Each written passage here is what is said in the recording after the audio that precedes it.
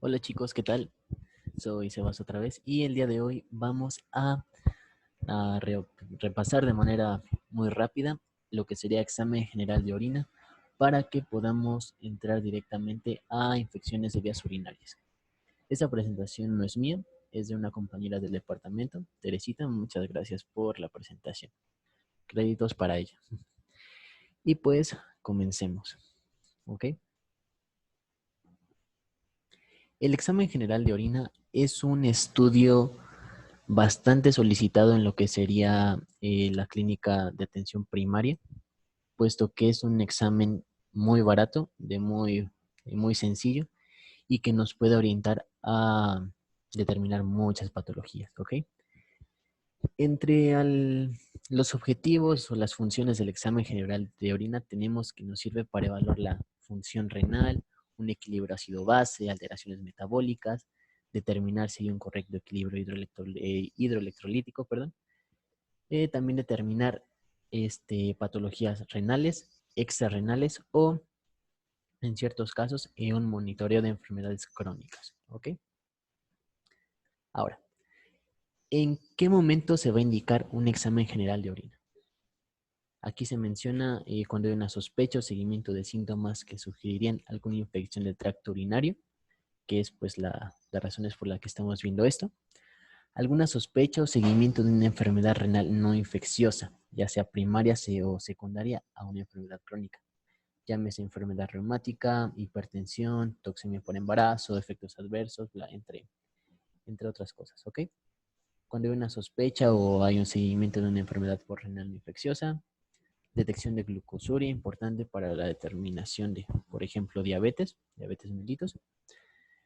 El seguimiento de pacientes ya con dicha enfermedad, determinación de la glucosa en orina. Y pues detección o seguimiento de estados metabólicos, ya sea vómito, diarrea, alcalosis, acidosis, cetosis o litiasis. Como observamos, hay distintas indicaciones para lo que sería el solicitar un examen general de orina. Ahora, recordamos cómo se debe tomar una muestra de orina. Recordemos que tiene que ser la primera orina de la mañana. Se tiene que desechar el primer chorro y después frenar la micción y ya. Recoger una muestra pues con un buen volumen, evitar que se contamine y es importante que se utilice un recipiente estéril, ¿ok? Y después de esto, ¿qué viene? Es sumamente importante que el examen general de orina, se realice 2 horas después de que la muestra fue tomada. ¿Por qué? Porque después de estas 2 horas puede haber un deterioro en lo que serían los componentes que lleva la orina. Como por ejemplo puede haber una destrucción de leucocitos o eritrocitos, puede aumentar la proliferación bacteriana y darnos a tal lo mejor falsos positivos, puede haber una degradación de la glucosa pues por las mismas bacterias que están proliferando, como principalmente E. coli, por ejemplo. Puede haber un aumento de pH por la formación de amonio debido a la degradación de la urea mediada por las bacterias. Y pues ya, por ejemplo, un último ejemplo lo sería la oxidación de la bilirrubina y el urobilinógeno, ¿no? Entonces, por eso es necesario que pues nuestra orina, nuestra muestra sea analizada en las primeras 2 horas después de recoger la muestra. Obviamente es preferible que sea inmediatamente, pero pues no siempre se puede. Ahora, el examen general de orina se va a dividir en 3 exámenes: el examen físico, el examen químico y el examen microscópico, que como su nombre los dice, se van a enfocar en características físicas, químicas y pues ya, en lo que sería la microscopía. El examen, lo que sería la orina, se pueden determinar muchísimas cosas. Aquí hay unas tablas que nos avienta lo que sería la orina y su análisis.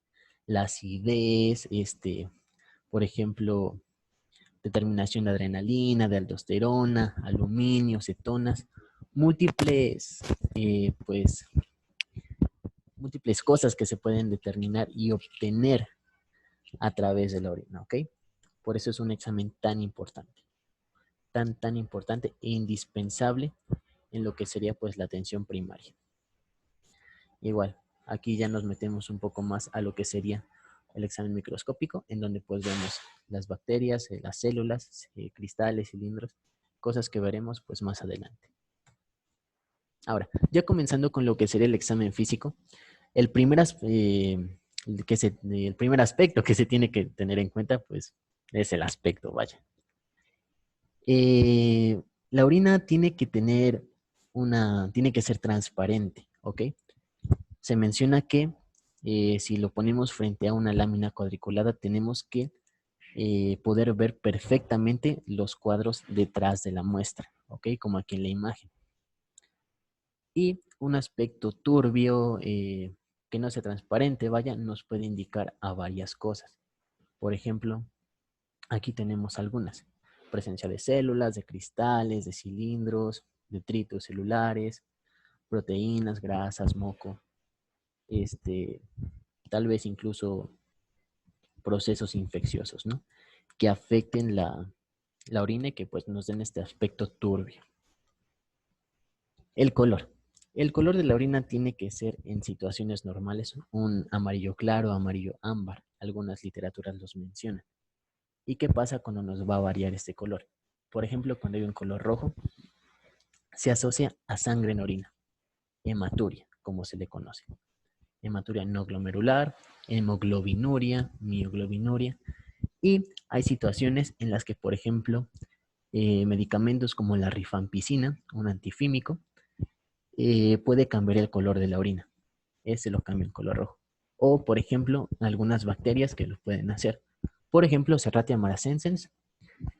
Recordemos que Serratia va a producir un pigmento, la prodigiosina, que le va a dar el color rojo a la orina, ¿ok? Para tenerlo pues en cuenta. Cuando la orina va a obtener un color café oscuro, hablamos de melanuria, melanina en la orina.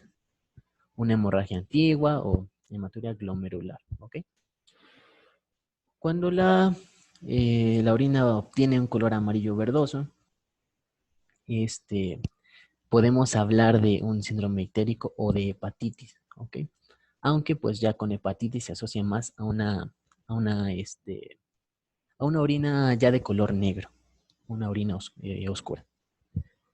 Cuando la orina obtenga un color verde azulado, podemos hablar o indicarnos de una infección por Pseudomonas aeruginosa.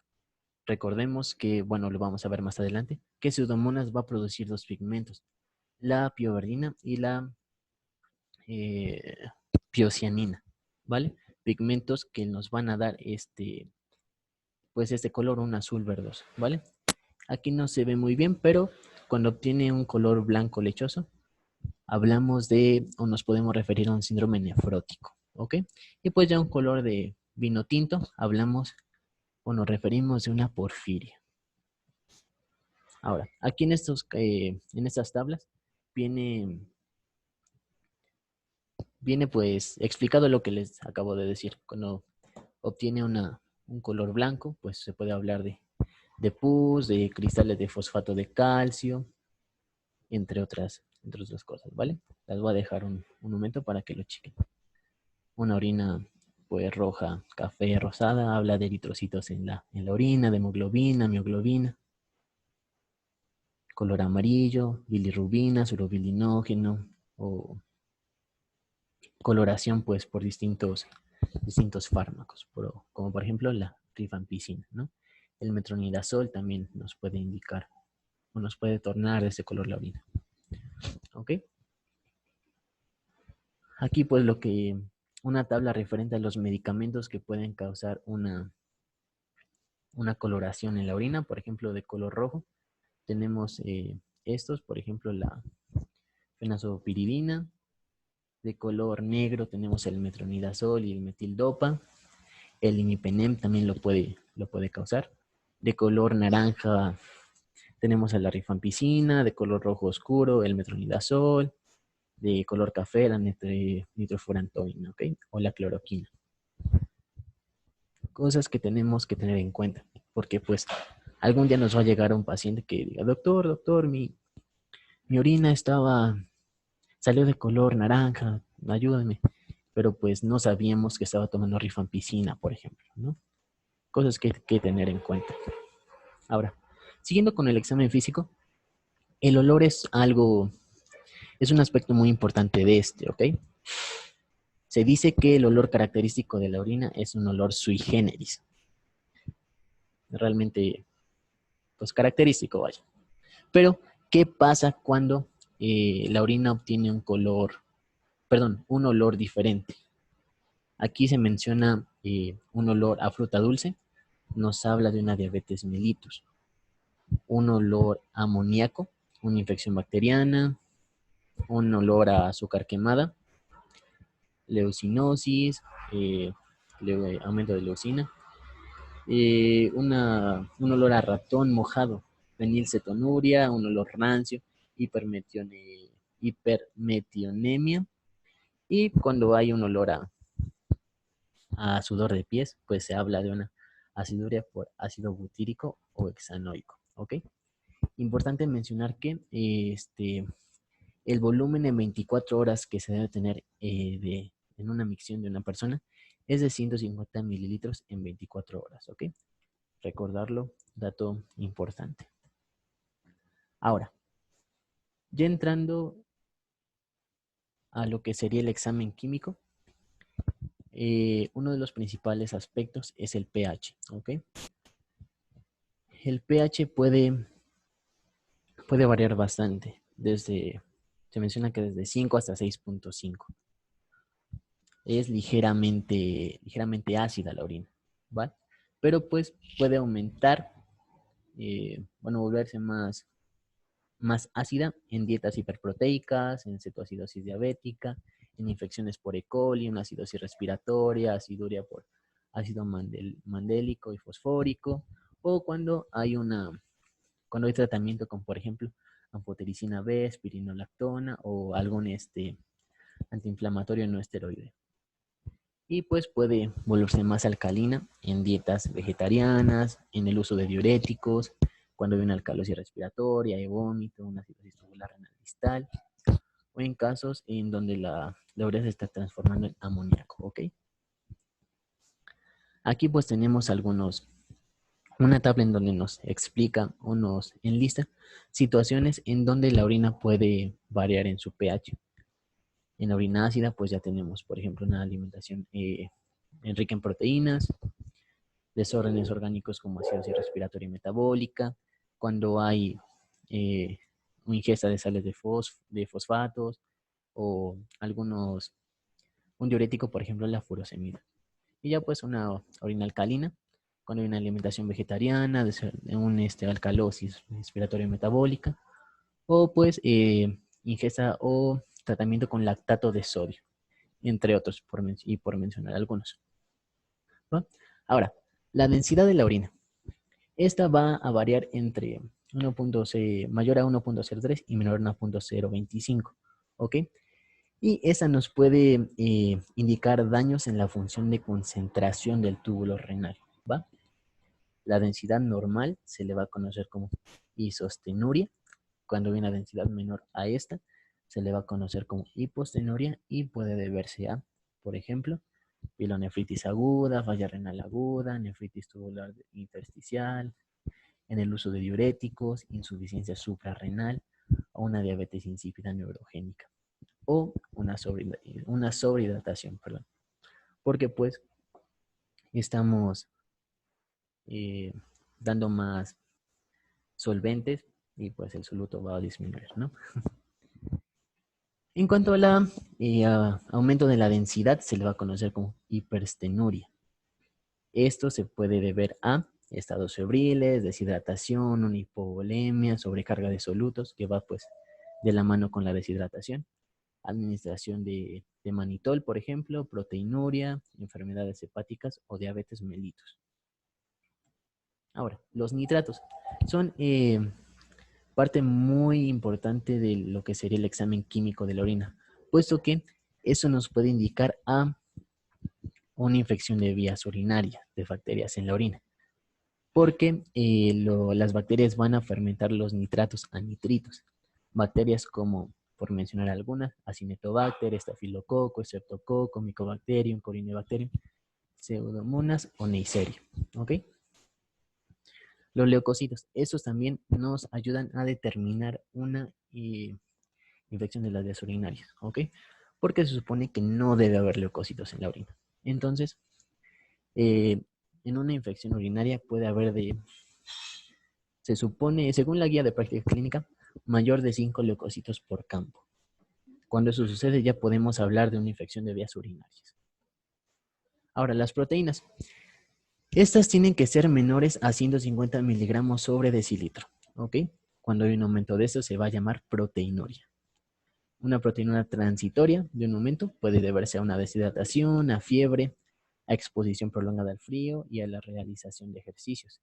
Pero cuando esta proteinuria persiste y persiste, ya podemos hablar de un daño a nivel glomerular o tubular, en donde la filtración ya no está funcionando de buena manera y está dejando pasar pues sustancias más grandes, como serían las proteínas.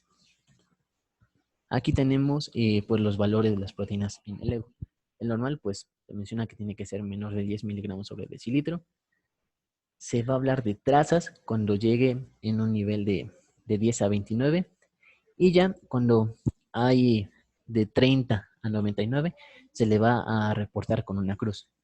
Con 2 cruces es de 100 a 299, con 3 cruces de 300 a 999 miligramos sobre decilitro y ya mayor de 4 cruces es mayor a 1000 miligramos sobre decilitro de proteínas en la orina.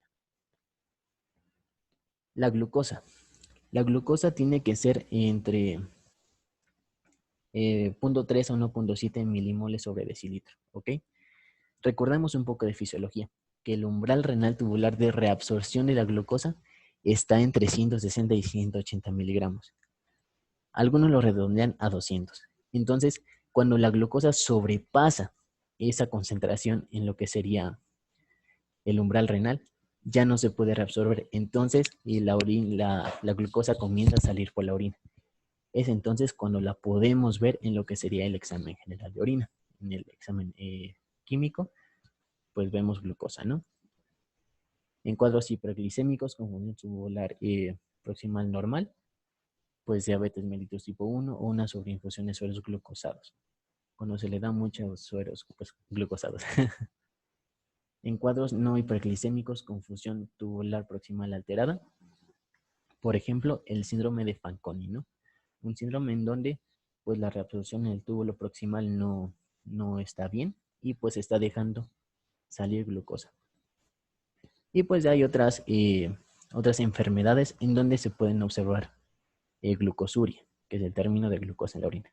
Por ejemplo, un síndrome de Cushing, acromegalia, hipertiroidismo, un feocromocitoma o algunas enfermedades hepáticas y pancreáticas.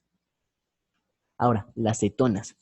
Estas tienen que estar negativas en un paciente normal, sano. Porque cuando salen positivas nos indica una alteración en el metabolismo de los ácidos grasos y de los carbohidratos. ¿Ok? Entonces, eso se puede ver alterado principalmente en pacientes diabéticos. Hay una cetonuria leve cuando hay menos de 20 miligramos sobre decilitro, una moderada cuando hay entre 30 a 40 miligramos y una cetonuria severa cuando hay más de 80 miligramos sobre decilitro en la orina. Y pues los que les mencioné sirven para un estudio y control de los pacientes con diabetes mellitus descompensada. Las bilirrubinas. Estas tienen que ser negativas, ¿ok? Recordamos que la bilirrubina se va a dividir en directa e indirecta, dependiendo si está conjugada con, por el hígado, ¿no? Entonces, nos puede indicar para alguna patología intra o extra hepatobiliar, como sería una enfermedad de vías biliares, cirrosis, cálculos de vías biliares, hepatitis, enfermedades hepáticas o tumores de lo que sería hígado o vesícula biliar. Y pues ya, volvemos a tocar la sangre. Hematuria, hemoglobinuria o mioglobinuria. ¿ok? No debe haber sangre en la orina, pero cuando hay, nos puede indicar a lo que sería algunas anemias hemolíticas, a malaria, infartos renales, traumas, convulsiones, miopatías o quemaduras, ¿ok? Inclusive se puede hablar de una lesión renal aguda por obstrucción tubular.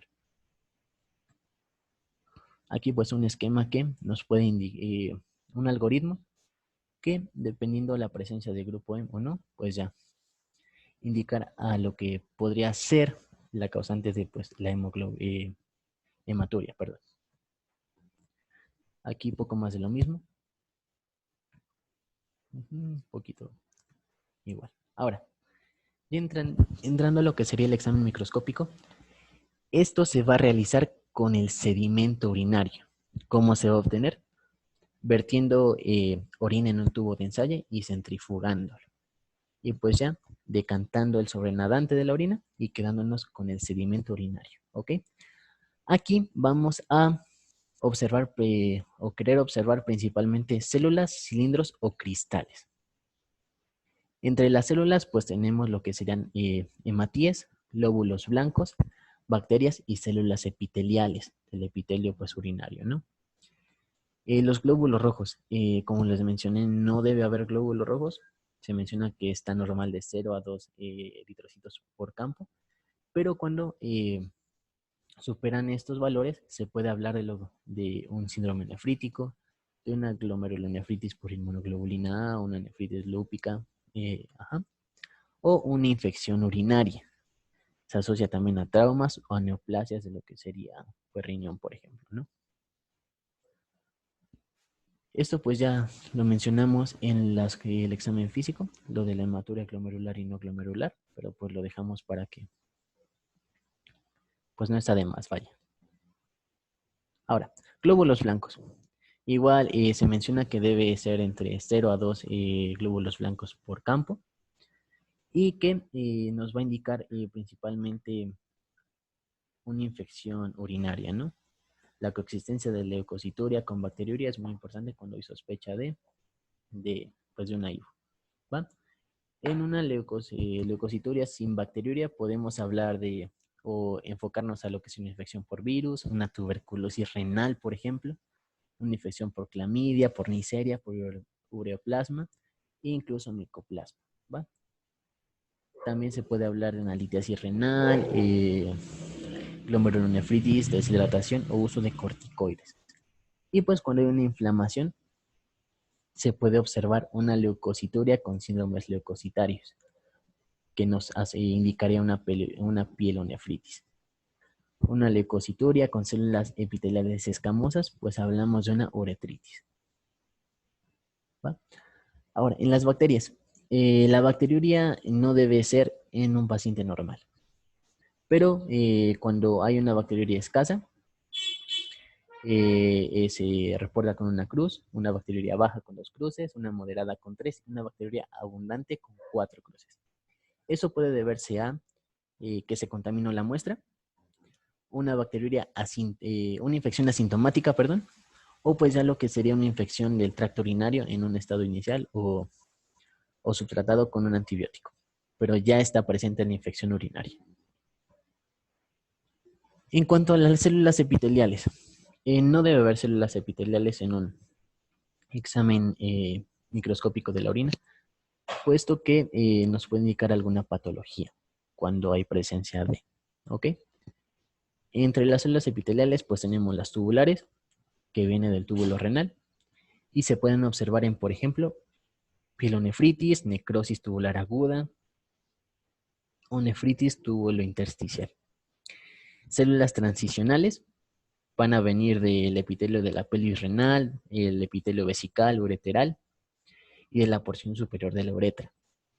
Esta va a estar presente en procesos inflamatorios de lo que sería, por ejemplo, una pielonefritis, una litiasis renal o una inflamación, una cistitis, por ejemplo. ¿Va? Células caudadas, pues vienen del cuello vesical. Estas, pues, no se asocian a alguna patología. Células escamosas van a venir del tercio distal de la uretra y el epitelio vaginal y se pueden asociar a una contaminación genital una vaginitis o una uretritis. Ya hablando un poco de los cilindros, igual no tiene que haber cilindros en la orina, pero cuando hay cilindros hemáticos, por ejemplo, se habla de un daño glomerular renal, un cilindro leucocitario de proceso inflamatorio del parénquima renal, perdón, cristales hialinos, esos pueden estar presentes cuando ha habido ejercicio, cuando hay fiebre o una deshidratación. Cilindros granulosos, se debe a células tubulares necrosadas, una necrosis las células tubulares. Cilindros tubulares, pues hay infección por citomegalovirus, hay hepatitis o incluso una infección por sarampión, ¿ok? Cilindros grasos, pues podemos asociarlos a un hipotiroidismo, y cilindros serios a una patología renal grave. En cuanto a los cristales, igualmente tienen que ser negativos en el examen y pues rara vez van a tener importancia clínica y solo van a estar en determinadas situaciones que pueden tener un significado patológico. Por ejemplo, cristales de ácido úrico se pueden presentar en leucemias, por ejemplo, en fiebre, en gota, que pues es la acumulación de cristales de urato monosódico en las articulaciones, o en procesos catabólicos de nucleoproteínas. Cristales de uratos amorfos, por ejemplo, en estados febriles, de oxalato de calcio, cuando aquí hay una dieta, por ejemplo, rica en ajo, en naranja, en tomate, o en patologías como la diabetes o hepatopatía y renal. Cristales de carbonato de calcio, por ejemplo, en una dieta vegana y pues se asocia a IBUS. Cristales de fosfato ácido cálcico, una hiperfosfaturia, hipercalciuria, obstrucciones urinarias y pacientes con catéter vesical. Pues entre otros cristales. ¿Ok? Aunque los cristales que siempre son considerados anormales y que tienen relevancia clínica son los cristales de leucina. Una leucinosis se asocia a hepatopatía grave, cristales de cistina en una cisteinuria, de tirosina en tirosinosis y hepatopatías graves, cristales de colesterol. Comúnmente se observan en síndromes nefróticos y quiluria, bilirrubinas en hiperbilirrubinemias y cristales de sulfonaminas pues en pacientes que están llevando un tratamiento con sulfonamidas, ¿ok? Aquí pues tenemos la representación de los que serían los cristales que ya les mencioné hace un momento, de ácido hipúrico, de cistina, cristales hexagonales, cristales de colesterol, de leucina, los de oxalato de calcio, muy característico su forma cuadrada con una cruz en el dentro, de sulfato de calcio, de urato de sodio, de tirosina, uratos amorfos, entre otros. Y pues eso sería todo. Aquí la bibliografía que ocupamos para revisar el tema. Cualquier duda, por favor, háganosla llevar y muchas gracias.